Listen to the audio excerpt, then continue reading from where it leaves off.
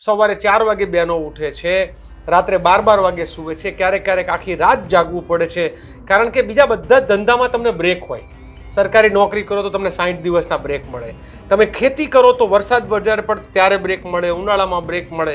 તમે કોઈ પણ ધંધો એવો નથી કે જેમાં તમને બ્રેક ના મળે. આ પશુપાલન એ એકમાત્ર એવો વ્યવસાય કે જેમાં 365 દિવસ ગુણ્યા 2 ટાઈમ દોહન અને સતત 24 કલાક એટલે જીવંત વ્યવસાય કે છેલ્લા દાયકામાં પશુપાલન કરતા લોકોને જે ખર્ચ જે છે એ વાર્ષિક 25% વધારો થાય છે. એટલે તમે આજે જે 100 રૂપિયાની ચાર ખવડાવો છો તો આવતી વખતે 125 હશે. દાળનું પડાવો તો દર વર્ષે 25% તમારો ઇનપુટ કોસ્ટ વધે છે. અને આ ઇનપુટ કોસ્ટ વધવાનું માટે જવાબદાર સરકાર છે. એ સરકાર યુરોપમાં બરાબર સમજે છે, અમેરિકામાં સમજે છે. આપણે યુરોપ અને અમેરિકા સાથે કોમ્પિટિશન કરવાની પેલા લોકો તમે ગાય રાખો એના માટે તમને વાર્ષિક સબસિડી આપે. અહીં તમે ગાય રાખો તો તમારી ઉપર FIR થાય. અહીંયા ગાય રાખીને ગાડીમાં ભરીને લઈ જાઓ તો તમારી ગાય કોણ ક્યારે પકડી નાખ લે કંઈ નક્કી નહીં. અહીંયા તમે દૂધ ઉત્પાદન કરો તો એના માટે જે ખાણ ખવડાવો એ ખાણમાં વપરાતું મોલાસીસ જેની ઉપર સરકાર GST લે. દૂધનું નિયંત્રણ સરકાર કેમ કરે છે? અને એનું મૂળ કારણ છે કે સરકાર પોતે એવું ઈચ્છે છે કે પશુપાલકો દૂધ ઉત્પાદકો ખતમ થાય તો ન્યુઝીલેન્ડ અને ઓસ્ટ્રેલિયાથી ટેટ્રાપેક થયેલું દૂધ અહીંયા આવે, સરકારનો બારોબાર વેપાર થઈ શકે અને આપણા દૂધ ઉત્પાદકો છે એ ખતમ થાય તો જમીનો ખાલી થાય, જમીનો ખાલી થાય તો ઉદ્યોગપતિઓને મળે. સહકારી ભરતીમાં તો કોઈ ભ્રષ્ટાચાર હોય જ ના શકે, કારણ કે તો પોતે જ બનાવેલી મંડળીઓથી ચાલતો દૂધ સંઘ હોય તો એમાં બહારનો માણસ ભ્રષ્ટાચાર ના કરવો જોઈએ. એના બદલે નોકરીમાં 35 લાખનો, મને થાય જે માણસ 35 લાખના રૂપિયા આપીને નોકરી લાગ્યો હશે એ ક્લાર્ક તરીકે કે સુપરવાઇઝર તરીકે, એ કેટલું કમાશે પછી? એ તો 10 ગણા જ કરવાનો, એ તમારે એનાથી તો અટકવાનો જ નથી. ગુજરાતમાં 35 રૂપિયા 33 રૂપિયા ને 37 રૂપિયામાં ગાયનું દૂધ સંઘ ખરીદે છે અને એ જ દૂધ અમદાવાદ કે વડોદરાના શહેરીજનોને 65 રૂપિયા 64 રૂપિયા ખરીદવું પડે છે. તો વચ્ચેના 30 રૂપિયા ખાઈ કોણ જાય છે? તો બધાને થાય કે નાના પણ પ્રોસેસિંગ ચાર્જ લાગે. ભાઈ હું ભણ્યો છું, ડેરી સાયન્સનો વિદ્યાર્થી છું, પશુપાલક છું, મને ખબર છે અને મેનેજમેન્ટનું ભણ્યો છું. સામાન્ય રીતે 10% થી વધારે આ પ્રોસેસિંગ અને મેનેજમેન્ટ કોસ્ટ હોય તો એ ના ચાલે. એટલે લડવું છે તો પછી દિલ દઈને લડવાનું ને. એમાં આ વખતે તો હું એમ કહું કે ભારતીય જનતા પાર્ટી વાળા એ દારૂના અડ્ડા ચલાવવા માટે લડે છે, અમે આ દૂધની દુકાનો ચલાવવા માટે લડશું, દૂધ ઉત્પાદકોને બચાવવા લડશું. એ ભલે દારૂ માટે દારૂના અડ્ડાઓને બચાવવા માંગતા હોય, અમે દૂધના ઉત્પાદકોને બચાવશું. સાબર ડેરી મુદ્દે પશુપાલકોએ બબાલ થઈ. પોલીસ અને પશુપાલકો આમને સામને આવી ગયા. એક પશુપાલકનું મૃત્યુ થયું અને પશુપાલકોની માંગ હતી કે તેમને દૂધના ભાવ પૂરતા નથી મળી રહ્યા. આ દૂધનો જે કાળો કારોબાર જે છે એ કઈ રીતે ગુજરાતની અંદર થઈ રહ્યો છે અને આમ જોવા જઈએ તો દૂધના આ કારોબારની અંદર ઘણા બધા એવા પશુપાલકો છે, કારણ કે આખા દેશને દૂધ જે છે એ ગુજરાત મોટા પ્રમાણમાં પ્રોવાઈડ કરી રહ્યું છે અને તેવાની અંદર જો પશુપાલકોના મુદ્દાની ચર્ચા ન કરવામાં આવે તો ખરેખર સવાલ મને એ થાય કે પત્રકાર કયા અમે. હવે જ્યારે વાત પશુપાલકોની થઈ છે તો આજે આપણી સાથે અત્યારે કોંગ્રેસના નેતા લાલજીભાઈ દેસાઈ જોડાયા છે અને લાલજીભાઈ દેસાઈ પોતે પણ પશુપાલક છે. ખૂબ સુંદર તેમની ગૌશાળા છે અને ખૂબ મોટા પ્રમાણમાં ત્યાં આગળ ગાય સાથેનું જીવન પણ તેઓ જીવી રહ્યા છે. એટલે તેમની સાથે જ ચર્ચા કરીએ. લાલજીભાઈ, જે રીતે આ આખો મુદ્દો સામે આવ્યો અને પશુપાલકોની જે માંગ હતી કે ભાઈ અમને દૂધના ભાવ નથી મળતા, ખરેખર દૂધના ભાવ એ લોકોને નથી મળી રહ્યા કે પછી કારણ કે સરકારે એવું કીધું કે અમે ભાવ વધારી પણ દઈશું, આખું જે રાજનીતિ થઈ રહી છે પશુપાલકો સાથેની એને મારે સમજવી છે. ગુજરાતમાં શ્વેત ક્રાંતિ જે છે આખા ભારતમાં જે વખણાય છે એ ગુજરાતના કારણે, કારણ કે આપણે વર્ષો પહેલાં, દાયકાઓ પહેલાં સરદાર પટેલ સાથે જ્યારે પશુપાલકોએ ચર્ચા કરી કે પોલ્સન નામની ડેરી જે આણંદ વિસ્તારમાં હતી કે જે દૂધ ઉત્પાદકોનું શોષણ કરતી, આ દૂધ ઉત્પાદકોનું શોષણ કરતી પોલ્સન ડેરીના શોષણમાંથી પશુપાલકોને, દૂધ ઉત્પાદકોને એમાંથી મુક્તિ અપાવવા માટે એ વખતના કોંગ્રેસના આગેવાનો ત્રિભુવનદાસ પટેલથી લઈ અને બધા જ લોકોએ કે ચર્ચા કરી. એચ.એમ. પટેલ જે છે એ પછીના ગાળામાં એમની સાથે પણ ચર્ચાઓ થઈ. આ ચર્ચાઓના અંતે એવું નક્કી થયું કે દૂધ ઉત્પાદકો પોતે જ પોતાની મંડળી બનાવે અને પછી એ લોકો દૂધનો જે છે એ સીધું ગ્રાહકોને આપે, જેથી કરીને વચ્ચેના વચેટિયાઓ ખસી જાય અને દૂધની અંદરનું જે શોષણ જે છે એ ખતમ થાય. આ પ્રકારની આખી એક વ્યૂહરચનાના ભાગરૂપે એ સહકારી પ્રવૃત્તિની શરૂઆત થઈ.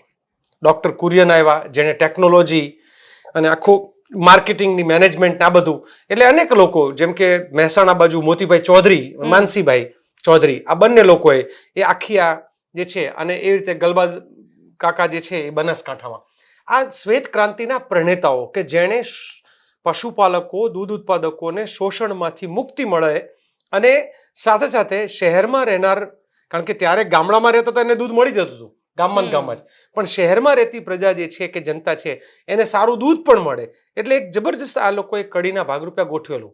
વર્ષો સુધી ખૂબ સરસ ચાલ્યું. મને યાદ છે, હું બહુ જ જ્યારે નાનપણમાં મારા ગામમાં પહેલવેલી દૂધ મંડળી શરૂ થઈ ત્યારે હું 7-8 વર્ષનો હોઈશ.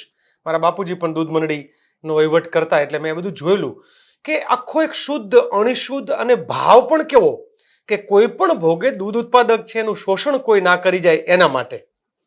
એના બદલે આજે અરબો ને ખરબોનો જે વેપાર થઈ રહ્યો છે, તો જે મૂળ સપનું હતું એ સપનું રોડાઈ રહ્યું છે. અને સપનું રોડાઈ રહ્યું છે એનું કારણ એ છે કે ત્યારે હેતુ શું હતો કે દૂધ ઉત્પાદન થાય એમાં એ લોકો જે કાળી મજૂરી કરે છે, સવારે 4 વાગે બહેનો ઉઠે છે, રાત્રે 12 વાગે સૂવે છે, ક્યારેક ક્યારેક આખી રાત જાગવું પડે છે, કારણ કે બીજા બધા ધંધામાં તમને બ્રેક હોય. સરકારી નોકરી કરો તો તમને 60 દિવસના બ્રેક મળે, તમે ખેતી કરો તો વરસાદ બજાર પડે ત્યારે બ્રેક મળે, ઉનાળામાં બ્રેક મળે.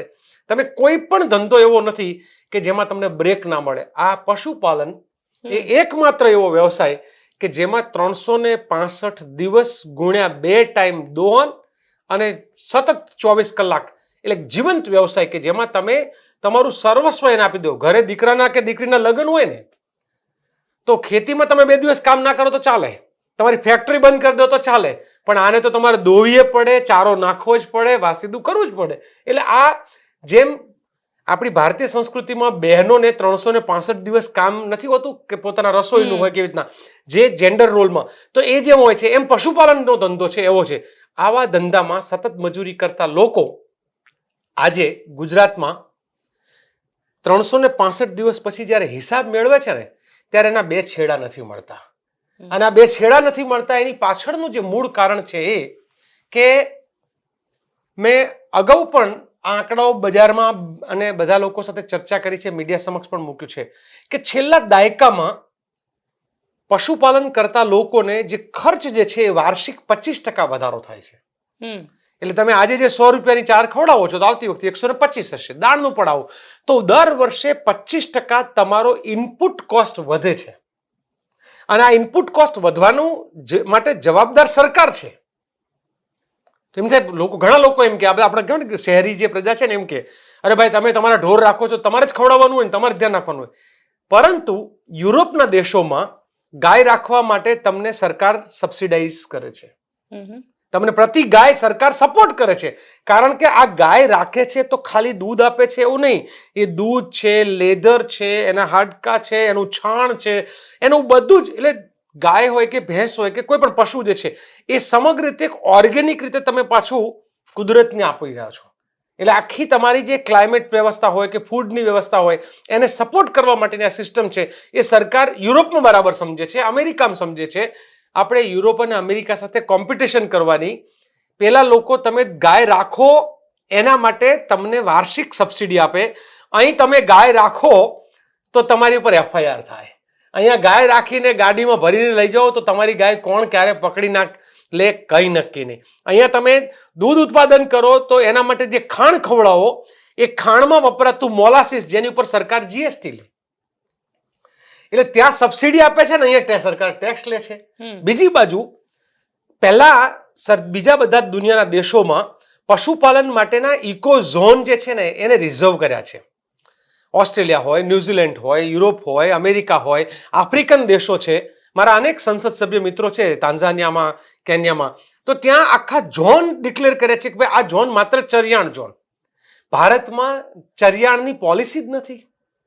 ગુજરાતે તો ચરિયાણને જાણે સમગ્ર રીતે એ ઉદ્યોગોને વેચવા કાઢ્યું એવું ગુજરાતમાં ગૌચર જમીન જે છે ને એ આંકડે મધ જેવું છે.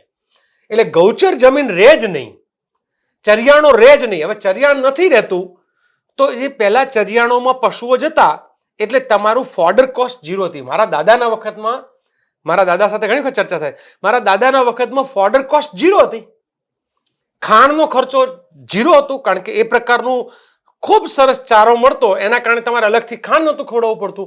હવે ગૌચર નથી એટલે ચરિયાણ નથી એટલે ઢોરના માટે તમારે ચારો વેચાતો ખવડાવવાનો.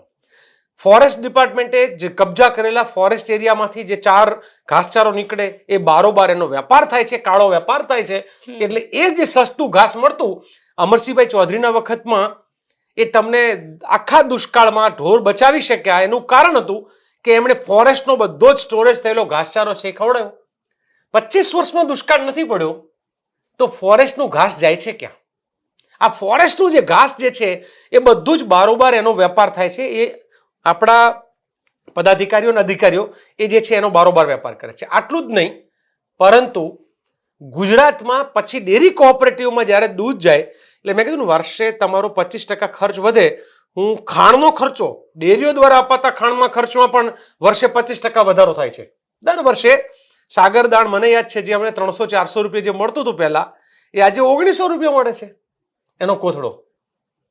હવે એ મારો 300-400 નો કોથળો મેં જ્યારે શરૂઆત કરી હતી નવેસરથી આખી કમર્શિયલ ડેરી ફાર્મની, તો એ 300 રૂપિયા મળતું ખાણ છે આજે 1900 રૂપિયા ભાવ થઈ ગયો. એની સામે દૂધનો ભાવ, તો કે ના, દૂધનો ભાવ એટલો ના વધે. એટલે વાર્ષિક દૂધનો ભાવ જે છે એ 3.5% થી લઈને 6% વધે અને ખર્ચ જે છે એ 25% વધે. એના લીધે ઉત્તર ગુજરાતમાં જે ચૌધરી સમાજ, પાટીદાર સમાજ કે માલધારીઓ કે ઠાકોર જે અલગ અલગ બધા એના અનેક તબેલાઓ વિખાઈ રહ્યા છે. જે તબેલાઓમાં દૂધ ઉત્પાદન થતું હતું એ ખતમ થઈ રહ્યું છે. રબારી, ભરવાડ, આહિર, ચારણ જે માલધારી સમાજ કે ને ધાબળિયા ભાઈઓ કે એ લોકોએ તો પોતે પશુપાલન એટલે ઘટાડી દીધું કારણ કે હવે ચરિયાણ નથી, શહેરમાં તમને રહેવા દેતા નથી, તમે બહાર લઈ જઈ શકતા નથી. તો શું કરવું? તો હવે આખું એક નવું ડેરી ફાર્મિંગ વાળું પદ્ધતિ આવી, પણ તમને પોસાતું નથી. આ નહીં પોસાવાના મૂળ કારણો છે. કેમ દૂધના ભાવ નથી વધતા? ગોપીબેન, શાકભાજીનો ભાવ કેટલો હોવો જોઈએ એ સરકાર નક્કી નથી કરી શકતી. મિનિમમ નક્કી કરે પણ મેક્સિમમ સરકાર નક્કી ના કરે. અનાજનો ભાવ છે એ મેક્સિમમ સરકાર નક્કી ના કરે. ફળનો ભાવ સરકાર નક્કી ના કરે. અત્યારે માનો કે ફળ જે છે, આજે હું પેલું ડ્રેગન ફ્રૂટનું મને એમ થયું કે લેવા જવું, મેં તો લીધું ત્યારે ખબર પડી 500 ગ્રામના 100 રૂપિયા છે. એટલે 1 કિલોના 200 રૂપિયા. મને તો આ ભાવ જ નતો ખબર. પહેલી વખત મેં તો અચાનક જ હું નીતા સાથે ગયો, ઉભો રહ્યો તો ખબર પડી કારણ 200. મેં કીધું આ 200 રૂપિયા જે જંગલી ફ્રૂટ છે, ડ્રેગન ફ્રૂટ તો જંગલી છે કે જે આમ, તો તમને 200 રૂપિયા આ ડ્રેગન ફ્રૂટ જે છે આજથી 10 વર્ષ પહેલા શું ભાવ મળતું હતું? તમારે સફરજન છે એનો ભાવ કેટલો વધ્યો? તમારા એટલે દરેક વસ્તુનો ભાવ અચાનક વધતો જાય. દૂધ એકમાત્ર એવું ઉત્પાદન છે કે જેનો સરકાર જે છે ને એ ભાવ નિયંત્રણ કરે છે. આ સરકારનું નિયંત્રણ એવું કે ભાઈ અમૂલમાં હવે 64 રૂપિયા થઈ ગયા લીટરના, એટલે બીજા દિવસે છાપાની હેડલાઈન થઈ જાય, અમૂલમાં 2 રૂપિયાનો વધારો. જાઓ તો ખરા બજારમાં, શાકભાજીનો 100 રૂપિયાનો વધારો થઈ જાય, 4 ગણું થઈ જાય, 5 ગણું થઈ જાય, સિઝન પ્રમાણે અચાનક ફ્લક્ચ્યુએટ થાય, કોઈ નિયંત્રણ નહીં. દૂધનું નિયંત્રણ સરકાર કેમ કરે છે? અને એનું મૂળ કારણ છે કે સરકાર પોતે એવું ઈચ્છે છે કે પશુપાલકો, દૂધ ઉત્પાદકો ખતમ થાય તો ન્યુઝીલેન્ડ અને ઓસ્ટ્રેલિયાથી ટેટ્રાપેક થયેલું દૂધ અહીંયા આવે, સરકારનો બારોબાર વેપાર થઈ શકે અને આપણા દૂધ ઉત્પાદકો છે એ ખતમ થાય તો જમીનો ખાલી થાય તો ઉદ્યોગપતિઓને મળે. જેમ હાંસલપુરની જમીન પશુપાલકોની પડાવી લઈ અને મારુતિ સુઝુકીને આપી દીધી.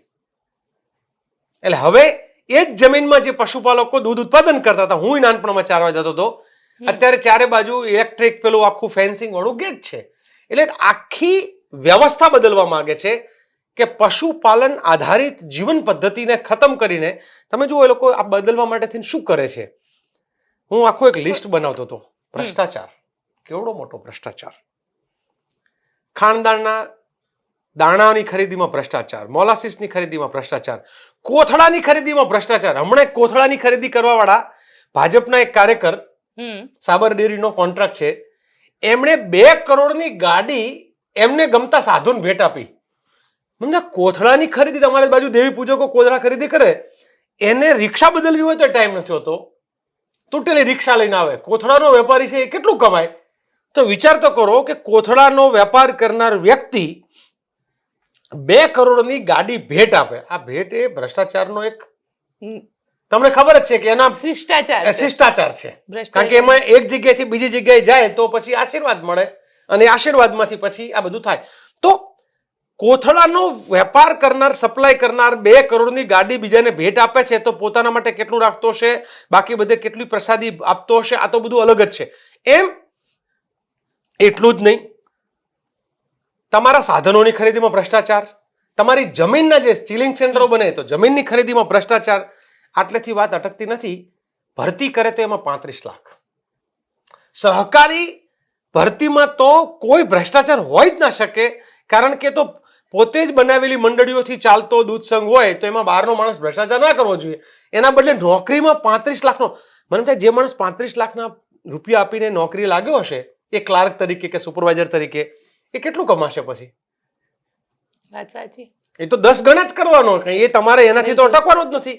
એટલું જ નહીં, ચૂંટણી થાય ત્યારે ભાજપ હવે મેન્ડેટ આપે છે કે ભાઈ આ વખતે અશોકભાઈના ટીમને મેન્ડેટ, આ વખતે કનુભાઈની ટીમને મેન્ડેટ, આ વખતે શંકરભાઈની ટીમને મેન્ડેટ, આ વખતે સુરસાગર હોય તો કે બાબાભાઈની ટીમને મેન્ડેટ, અમદાવાદની ઉત્તમ હોય તો કે આ વખતે મોહન રૈજીને મેન્ડેટ. આવી રીતે બધાને મેન્ડેટ આપે. એટલે જેને મેન્ડેટ આપ્યો હોય ભાજપે, એ બંડળીઓ વાળા મત એમને જ આપવાનો. એટલે ભાજપનું જ સંઘ બનવો જોઈએ. કેમ? તો કે પછી ચૂંટણી વખતે, ગઈ વખતે ભાજપનું બનાસકાંઠાનો મોટા ભાગના કેમ્પેન થયા, નરેન્દ્રભાઈને બોલાવ્યા, અમિતભાઈને બોલાવ્યા, આ બધાનો ખર્ચો કોણે કર્યો? તો કે દૂધ સંઘે. આ દૂધ સંઘ ખર્ચો કરેલ દૂધ સંઘ માટે શું ચૂંટણીના કેમ્પેનના પૈસા હોય છે? તો કે ના, નથી હોતા. તો દૂધ ઉત્પાદક મંડળીના પ્રમુખોને સૂચના આપી દેવામાં આવે કે તમારે આટલા લોકોને લઈને આવવાનું છે. એ લઈને શેમાંથી આવે? એટલે આ રીતે આખો ભ્રષ્ટાચાર ચાલે. અચ્છા, તો તમે કહી રહ્યા છો કે આખું દૂધ મંડળીઓને ભ્રષ્ટાચારનું અડ્ડો બનાવી દેવામાં આવે, પણ સવાલ એ છે કે તો પછી કોંગ્રેસ જેવી સંસ્થા કે જે આટલા વર્ષથી પાર્ટી ચલાવે છે, કોંગ્રેસ કદાચ પહેલી વાર કોંગ્રેસ પશુપાલકોની વિશે વાત કરી રહી છે. મેં તો આટલા વર્ષમાં પહેલી વાર સાંભળ્યા, કારણ કે ઘણી બધી જગ્યાએ અમૂલની અંદર કોંગ્રેસ જ્યાં સુધી હતું, લગભગ 2010-11 સુધીમાં કોંગ્રેસ હતું ત્યાં આગળ, અને પ્રમુખને બધા જ કોંગ્રેસના હતા. પણ ધીરે ધીરે જ્યાં ભારતીય જનતા પાર્ટીના નેતા આવતા ગયા અને કોંગ્રેસના નેતા ભાજપમાં જતા ગયા અને એ મંડળીઓમાં જતા ગયા, આ આખું જે રાજકારણ છે, પણ એમાં પશુપાલક ક્યાં ભૂલાયો? સંપૂર્ણપણે ભૂલાઈ ગયો છે. કારણ કે આ માત્ર હવે આમના માટે એક ધંધો બની ગયો છે. દૂધ ઉત્પાદકને કોઈ જ અધિકાર નથી. જે દૂધ ઉત્પાદક અવાજ ઉઠાવે એને એ દૂધ મંડળીનો પ્રમુખ એનું દૂધ લેવાનું બંધ કરી દે છે. એને ફેટ ઓછા કરી નાખે, એનું એસએનએફ ઓછો કરી નાખે લોમાં. એટલે કંટાળીને, મારી સાથે પણ આવું થયેલું છે. મેં સુરેન્દ્રનગર જિલ્લામાં મહિલા દૂધ ઉત્પાદક મંડળીઓ શરૂ કરેલી, હું વટ ઉપર આવી ગયેલો 2000ના વર્ષમાં કે ભાઈ ના જ ચાલે નામ તેમને એવું, એની પહેલાના ગાળામાં. તો મને સંઘના ત્યારે એ વખત જે લોકો હતા એ લોકો એવું કહ્યું કે લાલજીભાઈ તમે નહીં ચલાવી શકો. મેં કીધું કેમ? તો કે ચલાવી જુઓ. મેં કોળી સમાજ, ત્યાંના ચુમાળિયા કોળી જે સમાજ છે એના માટેનું કરેલું સુરેન્દ્રનગરમાં. મહિના પછી મારે સામે ચાલીને મંડળીઓ બંધ કરવી પડી. કેમ? તો કે તમારું દૂધ લોમાં લઈ જાય, તમારો ફેટ ઓછા આપે, એસએનએફ ઓછા આપે, તમને ખોટ જાય. ખોટ જાય તો કોણ ભરાવે? એટલે દૂધ ઉત્પાદકો જે છે એનું નાક દબાવવાનું કામ દૂધ મંડળીના પ્રમુખો કરે છે. આ દૂધ મંડળીના પ્રમુખોનું નાક દબાવવાનું કામ ડિરેક્ટરો કરે છે, અને આ ડિરેક્ટરોનું નાક દબાવવાનું કામ એ જે તે સંઘના પ્રમુખ કરે છે, અને આ બધાનું નાક દબાવવાનું કામ આપણા ભારત રાજ્યના સહકાર મંત્રી પોતે કરે છે. એટલે જીસીએમએફ નો પ્રમુખ કોણ બનશે એ દૂધ મંડળીનો ગ્રાહક નક્કી, ઉત્પાદક નક્કી નથી કરતો. મારી મંડળીનું, મારા ગામનો પ્રમુખ એક વખત રાતોરાત આવીને, મેરા દૂધ સહકારી મંડળી જે મારું મૂળ વતનનું જે ગામ હતું એમાં, એ રાતોરાત સંઘના માણસો આવીને પ્રમુખ આવીને મંડળીના પ્રમુખ બદલી ગયા. તો કે શું કામ? તો કે આ વોટ આપણને નહીં મળે એટલે પ્રમુખ બદલી નાખો, નહીં તો તમારી મંડળી બંધ કરી નાખશો. નીચેના લેવલે પ્રમુખ. એટલે સંઘ મંડળીઓ એ બધું રાજકારણનો જ અડ્ડો છે, અડ્ડો બની ગયો છે, રીતસર અડ્ડો બની ગયો છે. અને બીજું કે જે મંડળી માથું ઉચકે, જેમ કે અમદાવાદની ઉત્તમ ડેરીમાં મોહન રૈજી નામના જે પ્રમુખ છે એની સામે માથું ઉચક્યું એ ભડાણાના સરતનભાઈએ કે પછી અમારા કરસનભાઈ કરીને લિયાના છે એમણે કે પછી વલ્લુભાઈ વિંજુવાડા, તો આ બધાની મંડળીઓને બંધ કરી નાખી. એક સાથે સંઘના પ્રમુખ ભરવાડ પણ સામે અવાજ ઉઠાવે ભરવાડ, એ બધી મંડળીઓ બંધ. ઓડિટરોને સૂચના આપવામાં આવે કે તમારે આમને ક વર્ગ આપી દેવાનો એટલે ચૂંટણી લડી ના શકે. એટલે એના માટેની કોઈ સિસ્ટમ જ નથી આખી કે બસ એક પોલિટિકલી સંપૂર્ણ રીતે જેમ રાહુલજી ઘણી વખત કહેતા હોય છે ને કે ઇન્સ્ટિટ્યુશન્સ ઉપર કબજો, હું રાહુલજીને ઘણી વખત કહ્યું છે કે રાહુલજી આની પ્રયોગશાળા ગુજરાત છે. આ ઇન્સ્ટિટ્યુશન્સ ઉપર કબજો કેમ કરવો એની શરૂઆત એ લોકોએ કરી છે ગુજરાતમાંથી, અને ગુજરાતનું તમારે એક એક ઇન્સ્ટિટ્યુશન જોવું જોઈએ કે કઈ રીતે. હું આજે બધા ઇન્સ્ટિટ્યુશનમાં જવા નથી માંગતો, પણ દૂધ સંઘમાં ઓડિટર તો કે અમારા ઓડિટર કેટલો વર્ગ આપશે એની સૂચના ઓડિટરને, મારો ક્લાસમેટ એક ઓડિટર સહકારી સંઘમાં, તો મેં કીધું આવી રીતનું, મને કે લાલજીભાઈ અમારું નહીં ચાલે. તો કે અમને ઉપરથી સૂચના આવે છે, સહકાર મંત્રીની સૂચના આવે કે તમારે સુરેન્દ્રનગર જિલ્લામાં આટલી મંડળીને ક વર્ગ આપી દેવાનો, મહેસાણામાં આટલાને ક વર્ગ આપી દેવાનો. એટલે સામે કોઈ વિરોધી જ નહીં, કોઈ પ્રતિસ્પર્ધી જ નહીં રહેવા દેવાનું. આખું દૂધના ઉત્પાદકોની જે વ્યવસ્થા છે, અને એના લીધે શું થઈ રહ્યું છે કે દૂધ સંઘનો વહીવટ જે છે એ અત્યારે સંપૂર્ણ મોનોપોલાઇઝ થઈ ગયો છે, તાનાશાહી થઈ ગઈ છે. અને એ તાનાશાહીના લીધે જે અવાજ ઉઠાવે તો લાફાવાળી થાય છે, કોઈ અવાજ ઉઠાવે તો લાઠીચાર્જ થાય છે, કોઈ અવાજ ઉઠાવે તો અશ્રુ ગેસના વાયુ એટલે ગોળા ખેંચવામાં, તો કોઈ જગ્યાએ અવાજ ઉઠાવે તો દૂધ મંડળીઓ બંધ કરી નાખવાની. અને આ બધાની સામે હવે લોકો કંટાળ્યા છે. કારણ કે તમે વિચાર તો કરો કે દૂધ મંડળીના દૂધ ઉત્પાદનનો, તમારા દૂધનો હિમાચલ વાળા જ્યાં દૂધ ઓછું પેદા થાય છે એ લોકોને ખબર પડે છે કે MSP 51 રૂપિયા આપવી જોઈએ ગાયની. ગુજરાતમાં 35 રૂપિયા, 33 રૂપિયા અને 37 રૂપિયામાં ગાયનું દૂધ સંઘ ખરીદે છે, અને એ જ દૂધ અમદાવાદ કે વડોદરાના શહેરીજનોને 65 રૂપિયા 64 રૂપિયા ખરીદવું પડે છે. તો વચ્ચેના 30 રૂપિયા ખાઈ કોણ જાય છે? તો બધાને થાય કે નાના પણ પ્રોસેસિંગ ચાર્જ લાગે. ભાઈ હું ભણ્યો છું, ડેરી સાયન્સનો વિદ્યાર્થી છું, પશુપાલક છું, મને ખબર છે, અને મેનેજમેન્ટનું ભણ્યો છું. સામાન્ય રીતે 10% થી વધારે આ પ્રોસેસિંગ અને મેનેજમેન્ટ કોસ્ટ હોય તો એ ના ચાલે. કદાચ સહકારી છે બધું, ભાઈ તમે પેલી રીતે ચલાવો છો તો 20% હોય, સમજી શકાય. તો તમે એ 35-40 રૂપિયા જે દૂધ ખરીદો છો તો એના 20% લેખે તમે ગણો તો તમે 48 રૂપિયા દૂધ બજારમાં તમારે ગ્રાહકોને આપવું જોઈએ, અને તમે 48 નથી આપતા, 64 આપો છો, તો એ બાકીના પૈસા ક્યાં જાય છે? એ 16 રૂપિયા એ તમારા પ્રતિ લીટર જે છે એ કોણ ખાઈ જાય છે? એ 16 રૂપિયા નથી ઉત્પાદકને મળતા કે નથી તમે ગ્રાહકને સસ્તું દૂધ આપતા, કાં તો તમે 48 કે 50 રૂપિયા લીટર દૂધ વેચો. એટલે આ આંદોલન જે આખું અમે જે અત્યારે કરવા જઈ રહ્યા છીએ એ દૂધ ઉત્પાદકોને વ્યાજબી પોષણક્ષમ ભાવ મળે. 51 રૂપિયાની MSP હિમાચલ સરકાર આપી શકતી હોય તો ગુજરાત તો પ્રમાણમાં આપણું સ્ટેટ તો રીચ છે, આપણે તો બજેટ બી મોટું છે, હિમાચલ પાસે તો એટલું બજેટ પણ નથી, ત્યાં એટલું દૂધ ઉત્પાદન નથી, એને અઘરું પડે, કલેક્શન ઓફ ધ કોસ્ટ વધારે આવે, તેમ છતાં 51 MSP આપે છે. તો ગુજરાતમાં ગાયના દૂધની 51 રૂપિયા MSP માટે, ભેંસના દૂધનું 60 રૂપિયા MSP માટે એક ગુજરાતમાં આંદોલન ચાલશે.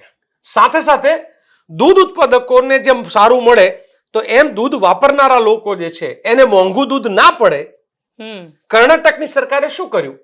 5 રૂપિયા સબસિડી આપી.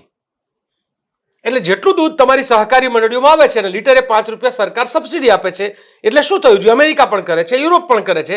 એટલે એ 5 રૂપિયા તમારું ખર્ચ ઘટે તો તમે ગ્રાહકોને દૂધ 5 રૂપિયા સસ્તું આપી શકો. ગુજરાતમાં દૂધ ઉત્પાદન, અમૂલ દૂધ પીનારા ગ્રાહકોને, મને પોતાને કોન્ફિડન્સ છે કે જો વચ્ચેનો ભ્રષ્ટાચાર કપાઈ જાય તો ઉત્પાદકને 51 રૂપિયા લીટરે મળી શકે અને 60 રૂપિયા લેખે ગ્રાહકને મળી શકે. પણ તમે કહી રહ્યા છો કે હવે એ કરવા માટે તમે લોકો આંદોલન કરશો, એટલે આ આંદોલન શું હશે? એટલે કોંગ્રેસ રણનીતિ બનાવશે પશુપાલકો માટેની? કારણ કે પશુપાલકો તો ગુજરાતનો એવો કોઈ જિલ્લો બાકી નથી જે પશુપાલકો નથી. બિલકુલ, સમગ્ર ગુજરાતમાં અમે અમારી ટીમ સાથે ચર્ચા પણ કરી છે. આજે એક નાનકડી બેઠક પણ અમે લોકોએ કરી કે આખા દૂધ સત્યાગ્રહ, કોંગ્રેસ પાર્ટી સમગ્ર રીતે દૂધ ઉત્પાદકોનું જે કંઈ પ્લેટફોર્મ બનશે એને કોંગ્રેસ પાર્ટી પૂરી તાકાતથી સમર્થન કરશે. કારણ કે ગુજરાતનો દૂધ ઉત્પાદક જો નહીં બચે તો આપણા શહેરી લોકોને જે દૂધ જોઈએ છે એ સાચું અને સારું દૂધ નહીં મળે વ્યાજબી ભાવે. આપણે નકલી દૂધ પીવાનું શરૂ કરવું પડશે. અને જે અત્યારે ગુજરાતના 4 સંઘ મેક્સિમમ નકલી દૂધ એડ કરે છે. આમ તો મોટા ભાગના હવે તો સૌરાષ્ટ્રના સંઘોમાં પણ નકલી દૂધ આવી રહ્યું છે.